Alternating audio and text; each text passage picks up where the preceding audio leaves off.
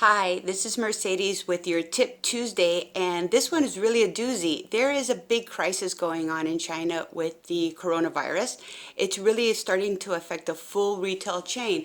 Retailers, you're not going to get any goods until maybe May or June. We're already getting a lot of emails from our suppliers saying that if they can give us an extension or we can offer them an extension, they're even considering shipping it for free, which is nice, but at the end of the day, we can't sell from an empty store.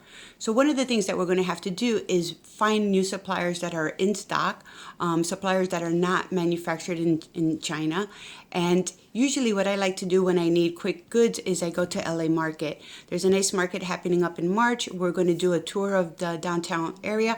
I haven't even posted it because this is all very last minute because of the crisis that's going on.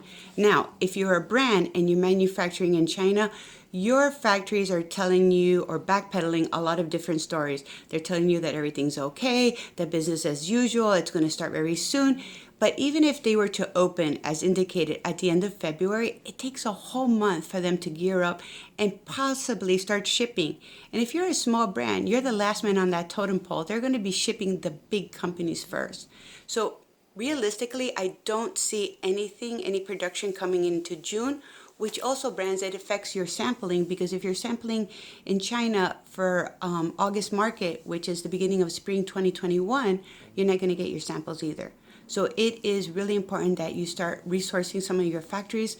Of course, it's something that we do in our office, but you could visit some of the trade commissions. I'm a big fan of sourcing in Latin America. You could turn your options to the West Coast manufacturing or the East Coast manufacturing. But I got to tell you something, it's going to be a big struggle. There's always somebody with more money that's going to take your production off the table and offer more money because they can't lose their placement in the market. So just really consider what's going on. Be proactive. Retailers, you really need to start calling and following up on your orders if you're going to get them. And another thing I want to talk about, it is an election year, and there's always a weird hiccup where people stop spending money around the end of September, October, all the way until the election day. And I always feel like people are saying like, oh, I want to hoard my money in case I have to move out of the country. But nobody ever moves out of the country. So the idea is that feast after the famine, we need to be prepared with.